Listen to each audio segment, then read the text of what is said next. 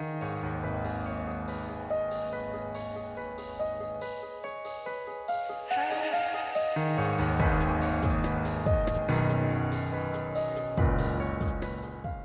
nombre es Mauricio Lechuga y te doy la bienvenida al primer episodio de la segunda temporada de Postmortem, un podcast de terror.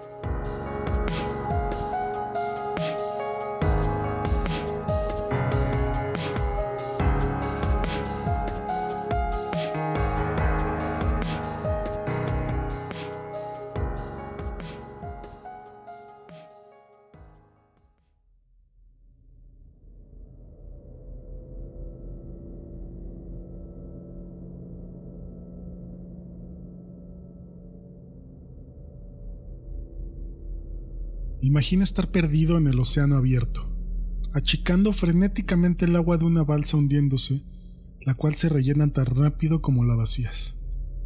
Nunca serás encontrado, nunca serás salvado. Tarde o temprano, necesitarás descansar y frenar tu vigilancia constante, pero aún te opondrás a las olas tanto como puedas. Por más imposible, el temor hacia esa agua oscura es más real que todo lo demás en tu mundo moribundo. Eso es lo que ser madre fue para mí. Solía pensar que la peor cosa en la vida era no obtener lo que querías.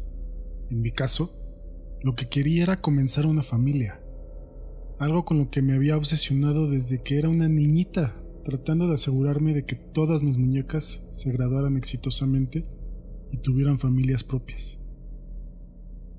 Me enamoré de todo chico que me notó, siempre demasiado rápido, y siempre del equivocado, desperdiciando tanto tiempo imaginando bodas y baby showers y estas complejas vidas felices que nunca fueron vividas afuera de mi cabeza. Entonces fue cuando conocí de la nada a un neurólogo bastante apuesto mientras estudiaba enfermería, y dentro de 6 meses ya estaba embarazada. Finalmente tenía lo que siempre había soñado, pero la peor cosa en la vida no es no recibir lo que quieres. La peor cosa es recibirlo y darte cuenta de lo mucho más feliz que eras antes. Mi primer hijo, Peter, fue diagnosticado de atrofia muscular espinal, AME, una enfermedad genética incurable que le arrebató la mayor parte de su movilidad. Cada día era un calvario. Cada hora, cada minuto. Una paranoia constante de que sus pulmones débiles se rendirían o de que se ahogaría en su propio vómito y no tendría las fuerzas para subyugarlo. Tuve que retirarme de mis estudios de enfermería, pero mi esposo Jeffrey cuidó muy bien de mí, dejándome a que cuidara del niño. Mi esposo alternaba su enfoque en su trabajo, moviéndose hacia investigaciones designadas para fortalecer las neuronas motoras y protegerlas de la enfermedad que aquejaba a mi hijo. Pero era un sueño imposible. Había una amplia variedad de tratamientos potenciales, pero estaban a años de siquiera alcanzar los ensayos en humanos. De todas formas, le rogué a Jeffrey que se colara a casa algún medicamento experimental, pero Peter estaba tan débil que las inyecciones sin duda iban a matarlo antes de que el tratamiento y dosis correctas fueran discernidos. No fue mi decisión tener otro hijo. No consideraba que podría atravesar algo como esto de nuevo, pero Jeffrey insistió. Este no puede ser el final de tu sueño, me dijo. Este no puede ser el resto de tu vida. No fue hasta después de que me embarazara de nuevo que Jeffrey sacó a colación su motivo ulterior. Fue a la mitad de la noche y acababa de regresar a la cama después de haber ido a checar a Peter. No pensé que Jeffrey estuviera del todo despierto, pero se acurrucó a mi lado y me murmuró: cuando el nuevo niño nazca, estará lo suficientemente saludable como para que pruebe el tratamiento con él. Encontraremos algo que funcione y todo se arreglará. No dormí por el resto de la noche. No creo haber sabido si era por el miedo o la emoción, pero estaba tan desesperada que los dos empezaban a saber igual. Cuando mi segundo niño bebé nació, no le di un nombre, solo escribí una X en el formulario. Jeffrey me dijo que sería más fácil de esta manera. Para cuando hubiese agotado la letanía completa de tratamientos posibles, el nuevo niño probablemente estaría muerto. Lo cargué por 9 meses, sufrí por 9 meses, y a cambio de esa sentencia sería capaz de darle a Peter toda una nueva vida de salud y felicidad. No era un maltrato, no cuando estás tan cansada de sacar el agua de una balsa que se hunde. Aún así, en toda mi vida nunca he llorado más fuerte que esa primera hora en la que lo sostuve. Después de eso, ni siquiera podía mirar al nuevo bebé. Pretendía que no existía. Jeffrey se tomó un año sabático del trabajo para poder continuar su investigación desde casa. Esperó hasta que X tuviera 6 meses antes de comenzar los experimentos, y durante ese tiempo, X vivió en un cuarto de bebé improvisado en el sótano. Yo no lo veía, pero algunas veces sí escuchaba el eco de su llanto por la casa. Jeffrey fue muy bueno y se aseguró de suplir todas las necesidades del niño. Y yo ocupé todo mi tiempo en mi matrimonio y cuidando a Peter, quien casi tenía 2 años para ese entonces. La ciencia no se limita a ese momento de ¡eureka! Que ves en la televisión. No es una carrera corta, es un maratón. Aún había tanto que no se sabía sobre la enfermedad, e incluso en condiciones ideales y con un experimento adecuado, usando grupos de control y pruebas A/B, que habría tomado años. Mientras que con un laboratorio en un sótano, un único sujeto de pruebas, y luego con que Jeffrey tuviera que regresar a su trabajo a medio tiempo, tomó 8 años antes de que comenzáramos a ver resultados verdaderamente prometedores. Todo ese tiempo, no vi a X ni una sola vez. A veces estaba convencida de que había muerto desde hace mucho tiempo, y que Jeffrey solo estaba montando el espectáculo de bajar comida al sótano para darme esperanzas. Lo único que veía era a Peter, cada día un poco más débil, una burla continua de lo que debería significar el tener una infancia y una familia. Cuando al fin estábamos listos para darle el medicamento completo a Peter, no estaba preparada para la pregunta inquietante que acompañó ese escalón. Si Peter mejora y todo lo que siempre deseamos se vuelve realidad, ¿qué vamos a hacer con X?, me preguntó Jeffrey una mañana durante el desayuno. Fue inusualmente directo. Jeffrey siempre aludía a sus experimentos sin mencionar directamente al sujeto de prueba. Incluso cuando era inevitable, comprendía que yo no me sentía cómoda reconociendo al niño. Traté de cambiar el tema, pero esta vez fue muy insistente. No podemos simplemente dejarlo ir. ¿Entiendes eso, no? Es demasiado tarde como para que tenga una vida normal y funcional.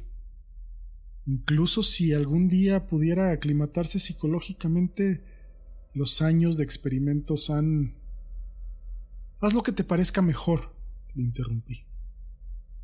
Me estás diciendo que... No te estoy diciendo nada. Solo quiero que hagas lo que sea necesario. Asintió con la mirada agachada hacia su café.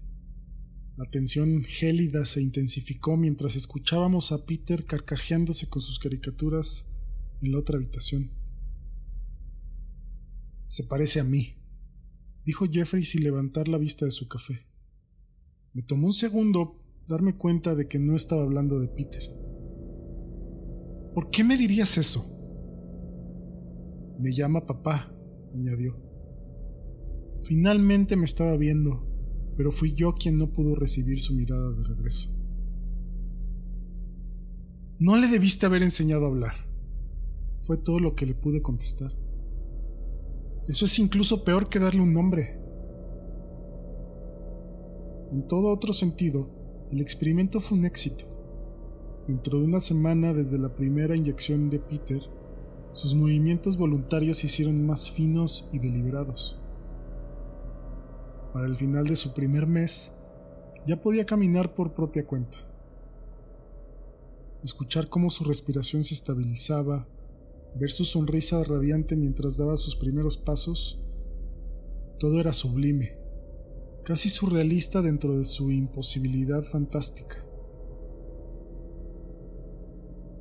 Volviendo a casa una tarde, Peter estaba tan lleno de vitalidad que incluso me dejó atrás desde el auto hacia la casa. Tras haber entrado, se dio la vuelta para preguntarme: ¿por qué está abierta esta puerta? Nunca está abierta. Me detuve en seco en el marco de la puerta. ¿Hay algo? ¿O alguien allá abajo? No, ¿qué hay ahí, mamá? Una escalera solitaria conducía hasta abajo. Las luces estaban apagadas. La habitación estaba vacía. ¿Por qué hay una habitación debajo de la casa, mamá? Cerré la puerta del sótano. El candado no estaba. Solo es un cuarto de huéspedes, Peter. Pero no hay nadie que nos visite, así que no lo usamos. ¿Sabes en dónde está papá? ¿Puedo bajar a ver? Quiero ver el otro cuarto, insistió Peter. Nunca había servido decirle que no a él. Debió de ser por eso que estuvo tan sorprendido cuando le grité: ¡vete de aquí! ¡Ve a encontrar a tu papá ahora mismo! Jeffrey no llegó a casa esa noche. Las llamadas mandaban enseguida al buzón de voz. 3 opciones sobresalían en mi mente: que Jeffrey se había llevado a X a vivir a otro lugar, o que se había llevado a X para matarlo. Ninguna de las dos explicaba por qué dejó la puerta abierta. Opción 3. X había escapado, y algo le había pasado a mi esposo. Hice el esfuerzo de recordar todas las menciones vagas de X que había bloqueado intencionalmente. Le había sucedido algo durante los experimentos. Algo aparte de los efectos psicológicos. Eso es lo que Jeffrey había dicho. ¿Qué fue lo que tuvo que soportar ahí exactamente? El pensamiento había cruzado mi mente una cantidad innumerable de veces en el pasado, pero lo había reprimido tanto que nunca me tomé el tiempo para reflexionar sobre ello. ¿Cómo pudo haber sido la vida para alguien así? A solas, con la excepción de las pocas horas al día en las que Jeffrey pasaba experimentando con él. Los químicos que debió de haber ingerido, las mentiras que se tuvo que haber tragado para justificar su existencia miserable. ¿Qué es capaz de hacer alguien así cuando le arrebatas su mundo de la noche a la mañana? No dejé que Peter se escapara de mi vista. Me senté en la silla de su habitación leyéndole historias hasta que quedó dormido, y luego solo me quedé ahí para vigilarlo. Quizá me debí de haber ido a algún motel, pero él estaba tan desgastado por la salida y la medicación aún era tan nueva que no quise presionarlo más. En su lugar, me quedé sentada y esperé. No sabía qué era lo que estaba esperando, pero sabía que lo sabría cuando lo viera. O lo escuchara, como ocurrió momentos después. ¿Mamá? Me debí de haber quedado dormida en la silla, en algún momento de la noche. ¿Sí, Peter?, murmuré, no del todo despierta. No, Peter, no. Mis ojos se abrieron de par en par. Estaba oscuro, pero aún así podía discernir la silueta de Peter durmiendo en su cama. Alguien más Algo más estaba parado en la habitación. No podía ver más que su silueta, pero la figura era irreconocible. Retorcida, bulbosa, totalmente grotesca, adherida a la noche como si la oscuridad misma hubiera cobrado vida. Lo único que podía ver con detalle eran sus ojos, 2 piscinas enormes en blanco, sin iris o córneas. ¡Jeffrey! ¡Jeffrey!, grité. Ni siquiera me pude parar. No con eso tan cerca de mí, inspeccionándome como si fuera algún tipo de espécimen. Papá no sabe que he regresado, dijo X. Quería estar a solas contigo por un tiempo. ¿Eres mi mamá? Su dicción era turbia, pero los susurros cálidos estaban tan cerca que me parecía poder sentir su significado más que escucharlo. ¡No! ¡No lo es! ¡Es mi mamá! Ahora Peter estaba despierto también, sentado y aferrándose a sus sábanas a la altura de su mentón. Logré encender la linterna de mi teléfono, arrepintiéndome de inmediato. El rostro de X estaba devastado, con forúnculos rasgados y piel picada. Sus facciones se inclinaban irregularmente hacia la derecha, como si hubiese sufrido múltiples derrames, y sus ojos pálidos se torcían en agonía ante la luz súbita. Sostenía una jeringa llena de un suero espeso y negro. Esa no era la medicina de Peter. ¡Apágalo! ¡Apágalo!, chillaba X, agitando ciegamente la jeringa por el aire. Salté de mi silla y lo derribé, blandiendo mi luz como un arma. ¡Sígueme, Peter!, grité. Mi hijo comenzó a trepar fuera de la cama, pero aún se encontraba muy débil. Sus temblores fueron tan estrepitosos que cayó directo al piso como un montículo arrugado. ¡La luz quema! ¡Apágala, mamá! Mamá. Esa palabra era una daga. Mantuve la luz en el rostro de X mientras procedía al borde de la habitación, en donde Peter se había caído. El teléfono se me resbaló mientras trataba de levantar a mi hijo del suelo. La luz se desvió del rostro de X. Pude sentirlo precipitándose hacia mí a través de la oscuridad súbita. Pero ya tenía a Peter sobre mi hombro. Estaba corriendo, aventurándome por los pasillos familiares de mi casa, a los que las sombras habían trastornado en una pesadilla alienígena. Podía escuchar a X cojeando y tambaleándose detrás de mí, siguiéndome el paso con una prisa increíble a pesar de su desfiguración. El sótano fue el único lugar seguro en el que pude pensar. Salté hacia la escalera, cogí la perilla y azoté la puerta detrás de mí.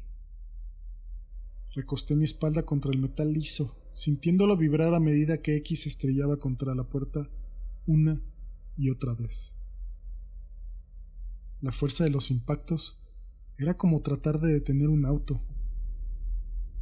Mis huesos se sacudían con sus embestidas. El tejido humano se debería pulverizar bajo un impacto como ese, si es que X siquiera seguía siendo humano. «Cariño, ¿estás ahí?» Era Jeffrey, en algún lugar del piso de arriba. «¡Ayúdanos! ¡Estamos en el sótano! X está tratando de matarnos». Gritos, pisadas, un chillido agudo, tan lamentable y desesperado que se sintió como si mi cuerpo entero estuviese vibrando, aún con la puerta cerrada. Luego un disparo y todo quedó en silencio. Abrí la puerta y encontré a Jeffrey sosteniendo una pistola con ambas manos. X estaba arrodillado en el suelo frente a él. Esos ojos pálidos penetraban mi cuerpo. Ahora que ambos estaban lado a lado, incluso los gruñidos salvajes que acrecentaban el tormento en el rostro del niño, no podían difuminar el parentesco entre él y su padre. El niño ya había comenzado a caer víctima de las sombras, desvaneciéndose casi inmediatamente. con la excepción de sus orbes blancos cuya acusación persistía. Contuve mi aliento, esperando a que Jeffrey le propinara el tiro de gracia, pero nunca llegó. X se había ido. Aún contenía la respiración cuando Jeffrey bajó por las escaleras y me abrazó, y luego abrazó a Peter. Yo temblaba tan severamente que ni siquiera pude encontrar las palabras, pero Jeffrey habló por mí. Lo siento tanto, cariño. Nunca lo hubiera dejado salir de haber creído que... Pero las palabras se enmarañaban y ya no les encontraba sentido, especialmente cuando bajó el interruptor de la luz y vi el sótano por primera vez. La sección del laboratorio era mucho más pequeña de lo que esperaba. Solo era una computadora y una vitrina de cristal llena de químicos. El resto del espacio lucía como esperarías que fuera el cuarto de un niño. Había juguetes y un televisor en la esquina. También había pósters de caricaturas en la pared, un mueble atascado de libros e incluso una mesa de noche con una fotografía enmarcada. Yo estaba en esa fotografía, sosteniendo a X por primera y última vez en el cuarto de hospital. A su lado estaba una pila de dibujos, todos de mí, todos tan jóvenes y hermosos, mucho mejores de lo que era realmente. Es que no entiendo por qué trataría de hacerte daño. Hablaba de ti todo el tiempo, dijo Jeffrey. Siempre te quiso conocer, pero supongo que ya estaba demasiado afectado. La jeringa. La expresión de Jeffrey se tensó más. Volvamos arriba. Peter no debería de ver esto. Necesito saber qué había en esa jeringa. Pero la mirada que me dio me dijo todo lo que necesitaba saber. X estaba tratando de ayudar, incluso después de todo este tiempo. Y por el rostro de Peter supe que él también lo comprendía. Ahora que el secreto ha sido descubierto, no creo que Peter vuelva a ser capaz de amarme como solía hacerlo. Al menos no como X me amó. Mi esposo y yo creamos un monstruo y lo desatamos en el mundo, pero no fue X.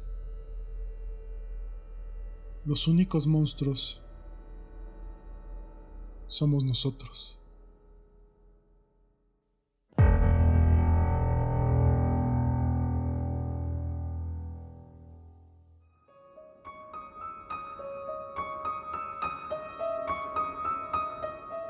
Gracias por escuchar este último episodio de Postmortem. Espero te haya gustado. Sígueme en @mortempodcast en tu red favorita para enterarte de noticias y de cuando salen nuevos episodios. También me puedes seguir en Spotify y suscribirte en Apple Podcast, así no te perderás nada. Y te puedo pedir una última cosa, déjame una reseña en Apple, así nos ayudarás a que más gente se entere del proyecto. Y si te gusta el terror, compárteselo a tus amigos, familiares, hasta tu abuelita. Nos vemos la próxima semana.